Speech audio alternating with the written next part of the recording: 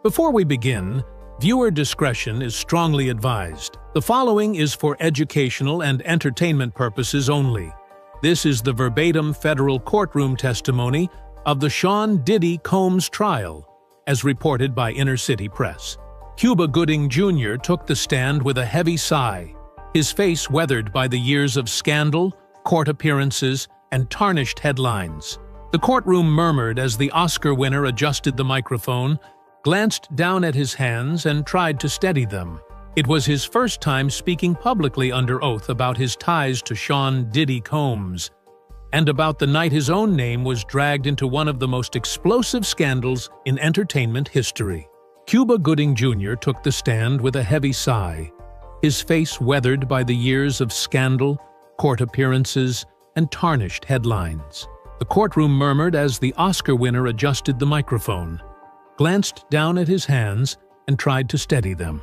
It was his first time speaking publicly under oath about his ties to Sean Diddy Combs, and about the night his own name was dragged into one of the most explosive scandals in entertainment history. "I'm not here to protect anyone anymore," he began, voice low but steady. "I'm here to tell the truth, even if it hurts. Especially if it hurts." The prosecutor walked him through his early interactions with Diddy. Casual parties, industry mixers, yacht invites. "I met Sean through a mutual friend in the early 2000s, Cuba explained. "He was charismatic, powerful, and knew how to make you feel like you were the most important person in the room. But that charm came with a price." When asked about the infamous yacht party where Diddy allegedly tried to serve him up, a young man named Lil Rod, Cuba's eyes dropped. He swallowed hard. "I didn't know what was going on at first. I thought it was just another party. But there was something about the way he kept saying, 'I got something special for you.' It felt off." He paused. "I remember Lil Rod being there, real quiet, just watching everything. Diddy told him to sit next to me, told him to relax. I tried to make small talk, but he looked scared. He didn't belong there. Not like that." Cuba's voice cracked slightly. "I didn't do anything. I didn't touch him. I never touched him. I swear to God." He raised his hand and looked directly at the jury. "Whatever Diddy was planning, I didn't play that game, but he wanted me to." He set it up like that. The courtroom was silent. The prosecutor nodded, then asked, "Did you feel trapped?" Cuba blinked hard, his voice now shaking. "Yes. God, yes. You don't say no to Sean Combs. He had people, eyes. He'd remind you without saying a word. I got up and left early that night. I knew something was wrong. I've made mistakes. Plenty. But not that. Never that." Then came the tears. Cuba reached for a tissue. His hand trembled. "I was in the headlines for things I did, yes, and I've owned up to those. I pled guilty. I paid settlements. I went through hell. But this wasn't me." He took a long breath and continued. "And when my name came up in this circus, I thought I'd lose my mind. I've worked my whole life and now people think I was part of that madness? I'm here because I want people to hear it from me. Not a blog, not a whisper. Me." The prosecutor played a recording from a deposition where Lil Rod described the encounter. Cuba stared ahead as the words echoed in the courtroom.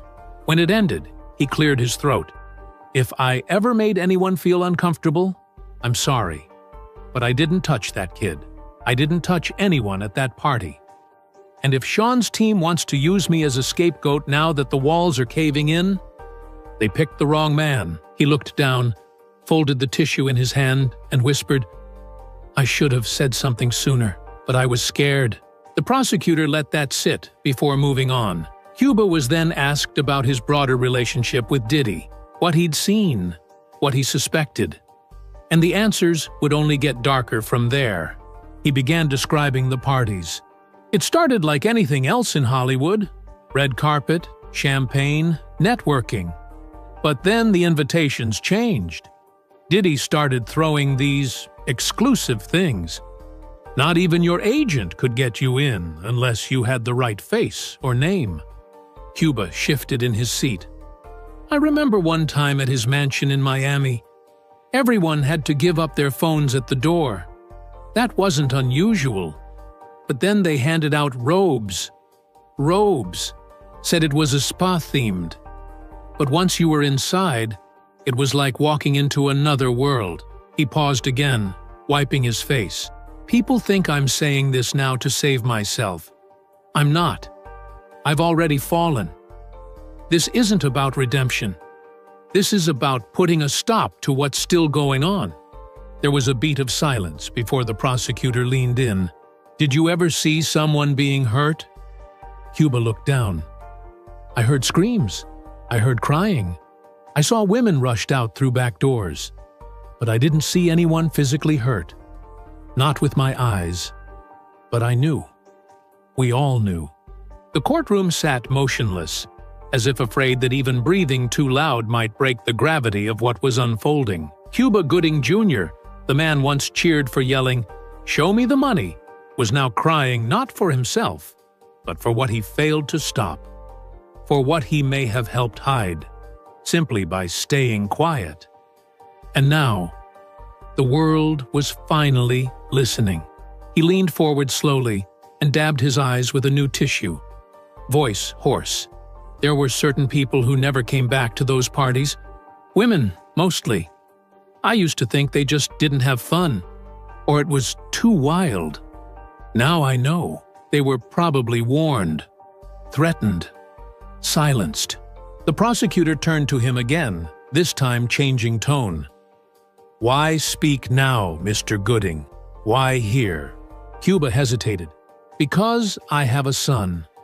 And because I know what happens when you don't say anything. Silence doesn't protect anyone. It only makes the monsters bolder. He described how, in the years after his own scandals, people started avoiding him. Calls dried up, projects vanished, some friends went radio silent. But not Sean. Sean still called, still invited me, and that made me wonder. Why? He looked up at the jury. Because he knew I'd been dragged through the mud. Because he thought I'd protect him now, like I owed him. A new exhibit was introduced. A photo from a 2013 trip to the Bahamas. Cuba is seated next to Diddy. In the background, a group of barely clothed guests and blurred-out faces. I didn't know they were that young, he said. No one asked. No one checked.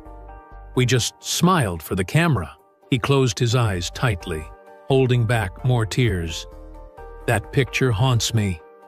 Because I look happy. I look like I'm having the time of my life. And all I can think now is, how many people were suffering around me? The judge called for a 10-minute recess. Cuba stayed in his chair, rubbing his face and whispering something that only the courtroom mics picked up. God, forgive me. As the jury filed out, the tension lingered like smoke. No one cheered, no one whispered. They just watched the broken man on the witness stand, caught between his past and a chance to finally tell the truth. Cuba returned to the witness stand after recess with a different kind of tension in the air. His suit was slightly wrinkled now, his eyes bloodshot. He didn't need prompting to continue. He leaned into the mic, like he'd been holding this in for years. There's one thing I've never said publicly, he began, his voice low and shaking. One night, at Diddy's house in LA, something happened that I couldn't unsee. He wiped his eyes before the tears even came. It was one of those parties, the kind where nothing felt real, where everyone had to sign NDAs before walking in, where people walked around in masks, not for fun, but to protect names. I remember walking into the upstairs hallway and hearing a girl scream. The courtroom froze. I didn't know what to do. I froze. I thought maybe it was part of the party. But when I turned the corner, I saw a security guard slamming a door shut, fast, like he didn't want anyone to see inside. Cuba's voice cracked. I asked him what was going on. He just looked at me and said, "This room's off limits, Mr. Gooding." He stared forward, as if he were back in that hallway. I walked away. I didn't say a word to anyone. And that's what haunts me the most. I could have stopped something. I could have asked questions, but I just didn't. The prosecutor remained quiet, letting the moment breathe. When the lawsuits came out, when the stories started breaking, I saw some of those same girls. Different names, same eyes, same fear. I could have spoken up then, but I thought, who'd believe me? I was already knee-deep in my own mess. I thought if I opened my mouth, they'd say I was doing it to save face. Cuba took a long breath and let the silence carry the weight of his words. But it wasn't just me staying quiet. There were dozens of people at those parties. Actors, producers, athletes, influencers. Big names. And they saw the same things. Maybe worse. But they said nothing, just like I did. And that's the real sickness. The silence. The shame.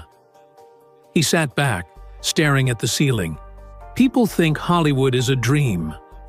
But sometimes, it's just a polished nightmare. Cuba straightened his posture, gripping the arms of his chair as if bracing for impact. When the FBI raided Diddy's house, he said, "I wasn't surprised. I was relieved." He looked toward the gallery, where reporters scribbled notes and observers leaned forward. That day, I was waiting. I knew it was coming. Hell, I hoped it was. Because if they took him down, maybe people would stop calling me crazy for what I'd seen. The prosecutor asked if he had ever seen videos or recordings, surveillance or otherwise, at any of these parties. Cuba nodded. Diddy had cameras everywhere, some out in the open, others hidden. I once asked about it, and he joked, "I like to keep memories." He swallowed hard. But they weren't memories. They were weapons. He paused. Sometimes people would leave their phones behind, and Diddy would have them returned, but not before they were searched. One guy, a producer I won't name, got blacklisted for years after one of those parties. Rumor was he threatened to go public. Next thing we knew, his deals vanished overnight. The prosecutor pressed. "Did Diddy ever threaten you directly?" Cuba blinked, then slowly nodded. "Not in so many words, but he once pulled me aside at a brunch, out of nowhere, and said, 'We're both survivors, man. We've both seen too much. And people like us, we gotta stick together.'" He let out a bitter laugh. It sounded like support. But it felt like a warning. Cuba then leaned forward, visibly emotional. The moment my name came up in this case, I knew I'd be dragged through the mud all over again. I knew they'd say I was just deflecting from my past, but I'm not deflecting. I'm owning it. He held up his hand, tears beginning to roll down his cheeks. I messed up. I hurt people. I touched someone without their permission, and I pled guilty. I served time. I paid settlements. I did the work, and I still carry that shame. But what I'm talking about now, this goes beyond me. This is a system, a sickness, a machine that feeds on silence and thrives on fear. The mood shifted as the prosecutor displayed a series of photos, events, galas, red carpets, where Cuba appeared beside Diddy, smiling, laughing. "Do you remember this night?" the prosecutor asked, pointing to a photo from 2014. Cuba nodded. "Yeah, that was the BET after-party in Atlanta, the one with the basement club. What happened that night?" Cuba hesitated. "There was a girl. Looked barely legal. Maybe not even that. She was dancing on a table." Diddy clapped his hands and pointed to her. A few minutes later, security had her in a side room. I never saw her leave. The gallery stirred. One juror covered her mouth. "Did you report it?" No, Cuba whispered. I didn't. I told myself she'd be fine, that it wasn't my place, that I didn't see anything clear enough to say something. But deep down, I knew. He looked around the courtroom. You see this industry from the outside and think everyone's living the dream. But when you're inside, you realize the real currency isn't money, it's secrets. He took a long pause, breathing through his nose. Diddy had secrets on everyone, and people knew that. If he had something on you, you kept quiet. If he didn't, you still kept quiet, just in case. The prosecutor approached with one final question for this segment. What do you want the world to take away from your testimony today?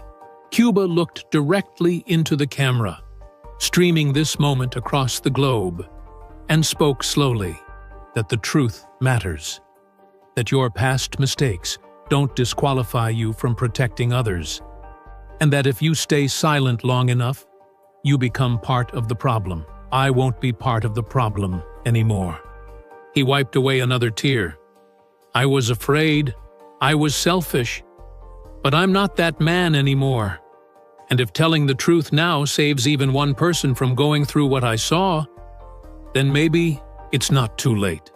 The judge called for another recess, but this time Cuba stood on steadier legs.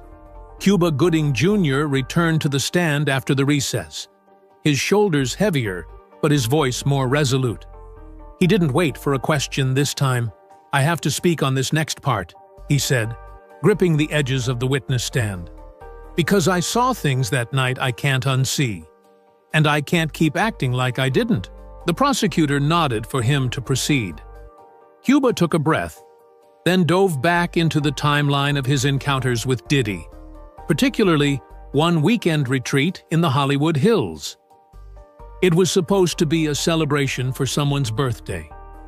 Diddy flew a bunch of us in, no press, no phones, all the usual protocols. But something changed that weekend. There was this weird energy, not excitement, tension. Like everyone was waiting for the main event. He wiped his mouth, then his brow. I kept asking what we were really there for, and everyone kept brushing it off. Then around midnight, the house staff started handing out masks. Literally, masks. Black and gold ones. They told us it was a themed party. I thought, okay, maybe it's just theatrics. But when I walked into the back wing of the house, it was something else. His voice cracked again. There were people lined up like cattle. Men and women. Some barely dressed. And Sean, Diddy, was in the middle of it all, like a king overseeing a ritual. It was quiet, eerie. I turned to leave. I didn't want any part of that.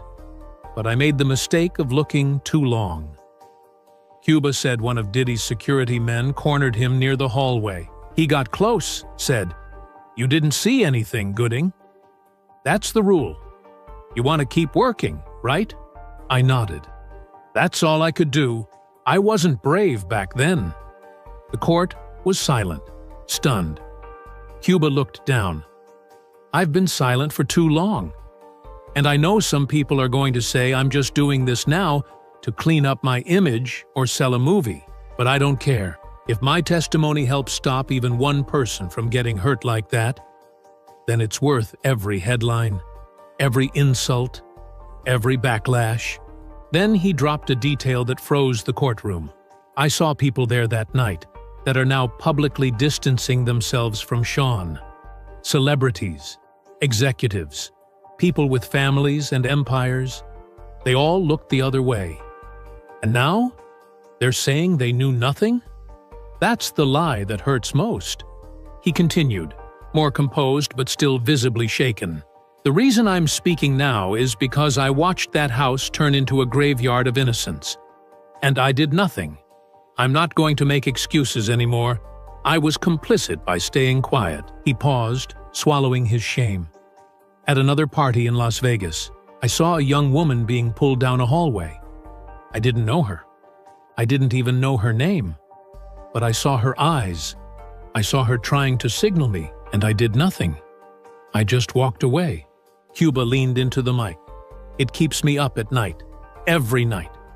Because the truth is, there were dozens of those girls over the years, and we didn't ask questions. Nobody did.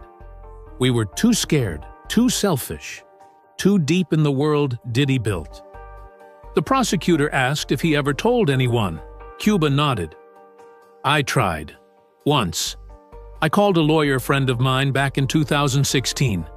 Told him about the masks, the parties, the silences. He told me to drop it. Said the NDAs would bury me. Said I'd be painted as unstable because of my own charges. So I stayed quiet. Again, his voice grew firmer.